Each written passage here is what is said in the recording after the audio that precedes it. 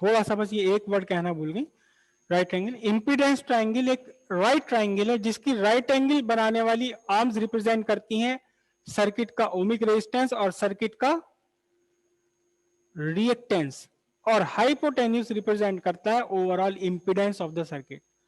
Impedance triangle is a right triangle such that the one of the arm forming right angle represent resistance of the circuit, the other arm forming right angle represent the reactance of circuit, and the hypotenuse represent overall impedance of the RLC circuit. ये right triangle कहलाता है impedance triangle. जो आप अब यहां अगर हम देखें तो इस ट्राइंगल में नेट वोल्टेज और करंट के बीच का एंगल था फाई, या हम ऐसे भी कह सकते हैं कि नेट वोल्टेज और वी आर रेजिस्टेंस वोल्टेज के बीच का एंगल है फाई। नेट वोल्टेज और वी आर के बीच का एंगल है कितना, फाई। तो जरा ध्यान से देखना, यहां हाइपोटेन्यूस नेट वोल्टेज है, one of the right angle arm है वी आर। यहां वी आर की जगह क्या आ गया बताओ, रेजिस्टेंस आ गया वीसी माइनस एक्सी के VC minus VL minus VC की जगह आ गया एक्सएल माइनस एक्सी, और नेट वोल्टेज की जगह आ गया क्या, जेड। वही तो ट्राइंगल है, ये ट्राइंगल तो वही का वही है ना। तो फिर ये वाला एंगल क्या बन गया बोलो, फाई बन गया। किस किस के बीच का एंगल है ये एंगल है वी आर और नेट इंपीडेंस के बीच का एंगल, या हम इसे ये भी कह सकते हैं करंट और इंपीडेंस के बीच का एंगल है। क्योंकि करंट कहां है, करंट उसी डायरेक्शन में जिस डायरेक्शन में आपका वी आर था। तो अब यहां से टेन थीटा अगर हम लगाएं, कहां लगाऊं टेन थीटा, मेरा तो स्पेस ही खत्म हो गया सारा। चलो देख लो, यही देख लो, छोटा छोटा कर देता हूं मैं। Tan phi is equal to क्या होगा बोलो, परपेंडिकुलर अपॉन बेस, मतलब XL minus XC upon R. ठीक है, ये तो हो गया इंपीडेंस ट्राइंगल से XL minus XC upon R. और अगर मैं ये वोल्टेज वाला ट्राइंगल लूं, जरा देखना ध्यान से, यहां से क्या निकल कर आएगा, ये यहां से टेन फाई क्या निकल कर आएगा बोलो, यहां से टेन फाई निकल कर आएगा V L minus V C by V R. दोनों से ही हम निकाल सकते हैं, इंपीडेंस ट्राइंगल से भी निकाल सकते हैं और कैसे वोल्टेज ट्राइंगल से भी निकाल सकते हैं। क्लियर इतनी बात। यहां से net phase difference between voltage and current कितना बन जाएगा, tan inverse XL minus XC by R. और यहां से फेज डिफरेंस कितना बन जाएगा बोलो, tan inverse V L minus V C by R. ये आपका हो गया फेज डिफरेंस। बता सकते हो ये फेज डिफरेंस कौन सा वाला फेज डिफरेंस है, ये फेज डिफरेंस कौन सा फेज डिफरेंस है, फाई। ये फाई कौन सा फेज डिफरेंस है बताइए, ये फाई कौन सा फेज डिफरेंस है, क्या, नहीं नहीं नहीं, ये बना हुआ तो देखो, ये ब्लैक एरो किसका बना हुआ है, करंट का बना हुआ है। ये ग्रीन वाला एरो किसको रिप्रेजेंट कर रहा है, नेट वोल्टेज को। तो ये फेज डिफरेंस है between current and net voltage. देखो याद रखना, फेज डिफरेंस केवल वोल्टेज और करंट के ही बीच हो सकता है, रेजिस्टेंस और इंपीडेंस और इंडक्टेंस या कंडक्टेंस इनके बीच में नहीं होता फेज डिफरेंस, वो वेक्टर क्वांटिटीज है ही नहीं, समझ रहे हो। तो फेज डिफरेंस किस किस का है, करंट और नेट वोल्टेज के बीच का फेज डिफरेंस है। अब यहां से थोड़ी सी बात और समझिए आप, हमने अपनी इच्छा से ले लिया था VL greater than VC, VL greater than VC।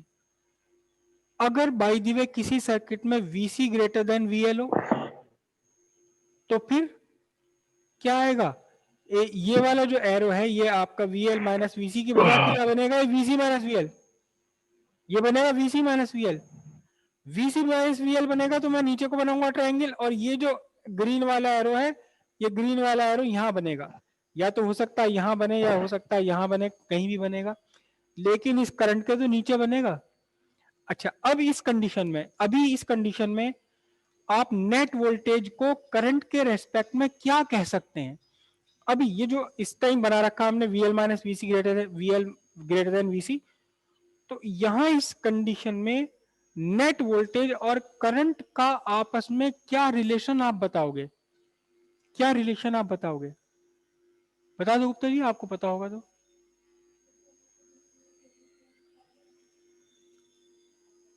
नहीं नहीं, अब ये सही सही वर्ड नहीं बोले आपने। कोई बता पाएगा या फिर ओवर टू राधिका? बोलिए।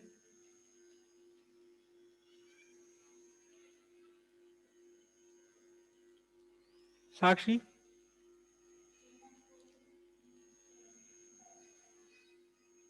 वेरी गुड, थोड़ा सा सही से बोलिए।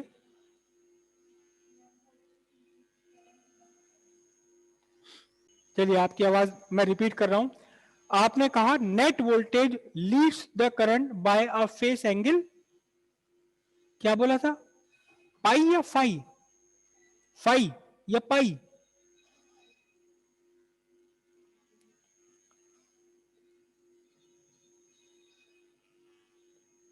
पी से या मतलब पैसे या फैस है? चलो कोई बात नहीं, शायद मुझे समझ नहीं आ रहा सही से। तो हम यहां क्या कह रहे हैं?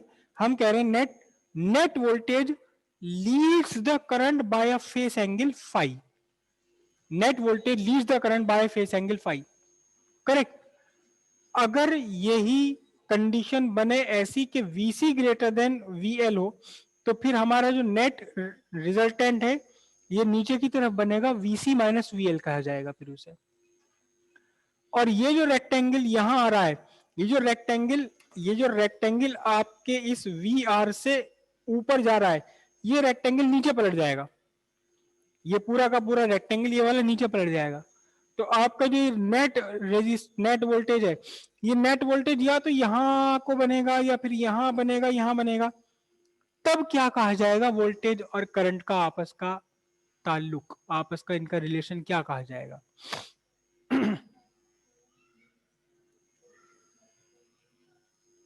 अगर पहले बार आपने वोल्टेज को बोला था तो अब भी वोल्टेज ही बोलो, क्या कहा जाएगा? By phase angle phi. बढ़िया, बहुत बढ़िया। अगला पेज पे आ जाओ। ठीक है,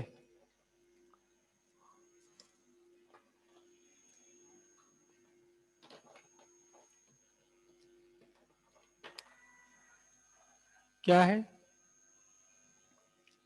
if XL greater than XC, अगर XL की वैल्यू XC से ग्रेटर हो तो फिर IXL is greater then IXC, क्योंकि करंट तो सब में सेम है। तो फिर क्या बना? VL greater than VC। VL greater than VC, and जो अभी हमने डायग्राम बनाया, क्या कहेंगे? इन्हें कहेंगे net voltage leads the current by phase angle phi. ठीक है। और जब ऐसी कंडीशन बनती है कि एक्सएल की वैल्यू एक्सी से ग्रेटर हो, तब हम इस सर्किट को एक नाम देते हैं। This circuit is called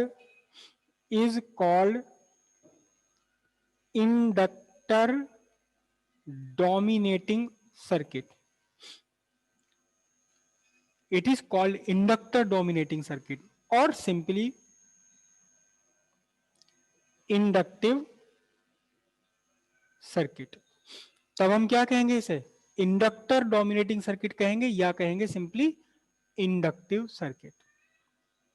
clear हुई बात? कब? जबकि एक्सएल की वैल्यू एक्सी से ग्रेटर हो। एक्सएल क्या है? Obstruction offered by pure inductor. XC क्या? Obstruction offered by pure capacitor. ठीक है। कोई प्रॉब्लम? दूसरी कंडीशन क्या बन सकती है? दूसरी कंडीशन क्या बनेगी? If X C is greater than, तो I X C is greater than I XL और आई एक्स सी कितना होगा, V C greater than V L. ठीक है, तब हम क्या कहते हैं, तब हम कहेंगे net voltage lag, lag behind the current by phase angle phi, है ना। तो अब इसका नाम क्या होगा, दिस सर्किट इज कॉल्ड, कौन बताएगा इसका नाम, बोलो। ये रहा ना, यहां से यहां हमने क्या लिखा था, जब इंडक्टर बड़ा है तो इंडक्टर डोमिनेटिंग, इंडक्टिव, इस बार कैपेसिटर बड़ा है तो क्या कहा जाएगा इसको, इसको हम जब बोलेंगे कैपेसिटर डोमिनेटिंग सर्किट या simple capacitive circuit, simple is a capacitive circuit बोला जाएगा। ठीक है, एक कंडीशन और हो सकती है, हालांकि उसका इससे कोई फेस एंगल से मतलब नहीं है, अगर रेजिस्टेंस सबसे बड़ा हो जाए, खैर उसे छोड़ो, इतनी लंबी कहानी क्या बताऊं। चलिए दोनों डायग्राम में एक बार बना लेता हूं, दोनों ट्रायंगल बना लेता हूं। एक तो वोल्टेज का था वी आर और ये क्या था बोलो, वी एल माइनस वी सी, और ये क्या था, नेट वोल्टेज वी। और दूसरा ट्रायंगल कैसे बनाया था हमने, ये एंगल कितना था बोलो, फाइव। और इसी का जुड़वा भाई क्या था बोलो, ये क्या था, आर, और ये क्या थे, एक्सएल माइनस एक्सी, और हाइपोटेन्यूज क्या था, जेड, नेट इंपिडेंस। क्योंकि जुड़वा भाई है तो दोनों की शक्ल एक सी बिल्कुल, फाइव, है ना। यहां से अगर हम लाएं एक फिजिकल नई क्वांटिटी, पावर फैक्टर, हालांकि ये पावर फैक्टर इसी चैप्टर में अगला टॉपिक है, लेकिन अभी हम समझते हैं पावर वेक्टर। पावर फैक्टर है कॉस फाइव। क्यों है पावर फैक्टर कॉस फाइव, ये अभी आगे आ जाएगा। तो पावर फैक्टर कॉस फाइव यहां से कैसे निकलेगा बताना जरा, बेस अपॉन हाइपोटेन्यूज, क्या निकल कर आएगा बोलो, वी आर बाय वी, और यहां से कॉस फाइव कितना निकल कर आएगा, आर बाय जेड। लेकिन थोड़ा सा अगर हम थोड़ा सा इसको और इलेबोरेट कर लें, वी आर, और ये वी क्या है, ये खुद अपने आप में V R square plus V L minus V C का होल स्क्वायर है। और यहां से z क्या है, ये z क्या है, ये z खुद अपने आप में square root of R square plus XL minus XC whole square. ये आपके दो फॉर्मूले बन गए, किसके लिए फॉर्मूले बन गए, पावर फैक्टर के लिए, वोल्टेज की टर्म में, और ये रेजिस्टेंस इंपेडेंस रिएक्टेंस की टर्म्स में। अभी जो हमने डायग्राम बनाया था, कौन सा वाला डायग्राम, अभी फिर से वही डायग्राम बना दूं एक, ये बनाया था आई, ये बनाया था वी आर, ये बनाया था वी एल, ये बनाया था वी सी, ये बनाया था वी एल माइनस वी सी, और ये बन गया था आपका वी। ये किसके लिए था डायग्राम, ये था R L C circuit, resistance भी है, इंडक्टर भी, कैपेसिटर भी। अगर सर्किट में केवल दो कंपोनेंट हो तो, सर्किट में केवल दो ही कंपोनेंट हो तो, जो नहीं है उसे यहां से हटा दीजिए, इस डायग्राम में से उसे हटा दीजिए, नहीं है, बिल्कुल ये का ये डायग्राम रहेगा, बस एक चीज वो हटा दीजिए, नहीं है। सपोज मैं बनाऊं क्या, pure resistance plus, pure resistance नहीं, हमें यहां वर्ड यूज करना चाहिए resistor, and pure inductor, pure capacitor, pure inductor, pure resistor, pure inductor, या प्योर कुछ भी बना सकते हैं। आपके इसमें नोट से बना हुआ प्योर रजिस्टर प्योर कैपेसिटर, मैं उसका उल्टा बना रहा हूँ, प्योर रजिस्टर प्योर इंडक्टर, क्योंकि वो भी आपको समझ आ जाएगा दोनों। ठीक है जी, ये R ये L, ये सोर्स आपने अप्लाई किया, कौन सा सोर्स अप्लाई किया, equal C naught sine omega T. Okay correct. तो रेजिस्टेंस में हम क्या देखेंगे, रेजिस्टेंस में करंट और वोल्टेज दोनों सेम फेस में है। इंडक्टर में देखेंगे ये करंट है आई एल, ये आई आर, तो यहां वी एल क्या है, वी एल 90 डिग्री आगे है वी एल। अब इसे बना दो आप ग्राफ में,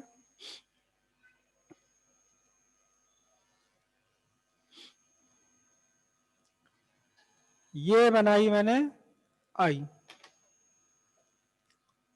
ये बनाया वी आर, वी आर से राइट एंगल पर बोलो क्या, वी एल,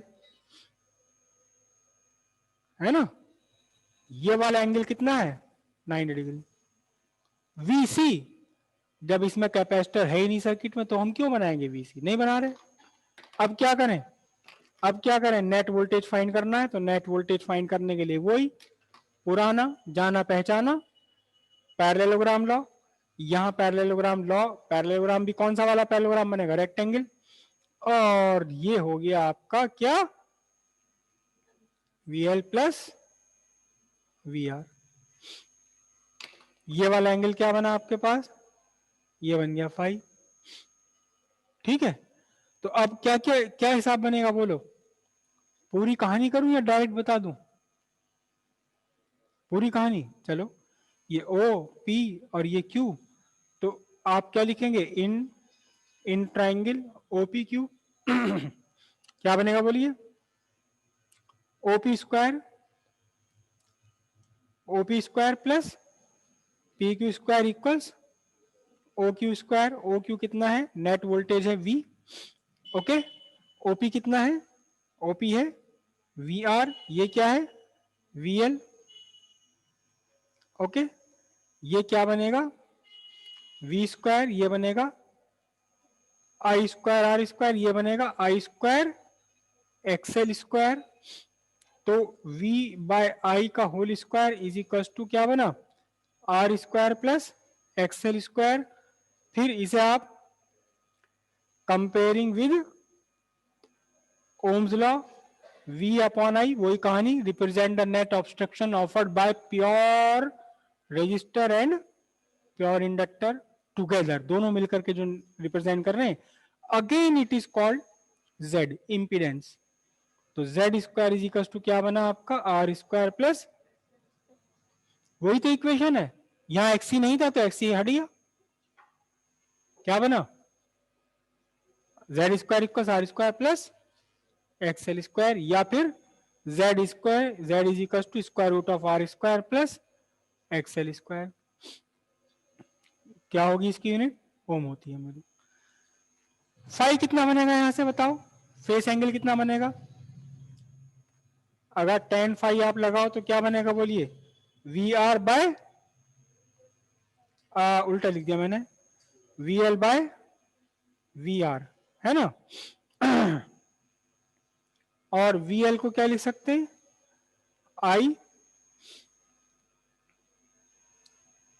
और यहां से टेन फाई निकल कर आएगा कितना बोलो, एक्सएल बाय आर, और पावर फैक्टर कॉस फाई कितना निकल कर आएगा, base upon hypotenuse V upon V R, ठीक है, V upon square root of V R square plus V L square, या फिर कॉस फाई, यहां से v को क्या लिखेंगे बताओ, v को लिखेंगे i इंटू जेड, और इसे क्या लिखोगे आप, i इंटू आर का होल स्क्वायर, और फिर ये i इंटू एक्सएल का होल स्क्वायर।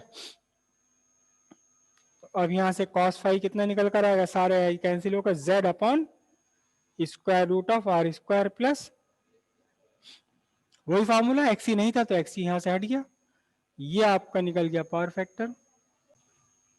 गुप्ता जी सही कह रही हैं बिल्कुल, ये तो वी आर है, तो ये आर आई इंटू आर होगा और ये बनेगा आपका R divided by under root R square plus XL square, है ना। हाइपोटेनिस तो कॉस में नीचे आता है ना, बेस अपॉन हाइपोटेनिस, तो ये बेस है आर। ठीक है, अगर यही होता, यहाँ कैपेसिटर होता रेजिस्टेंस के साथ में, तो फिर क्या आता, ये आ जाता Z is equal to hello sir. R square plus X square. हाँ जी मावी जी बोलिए। Sir sir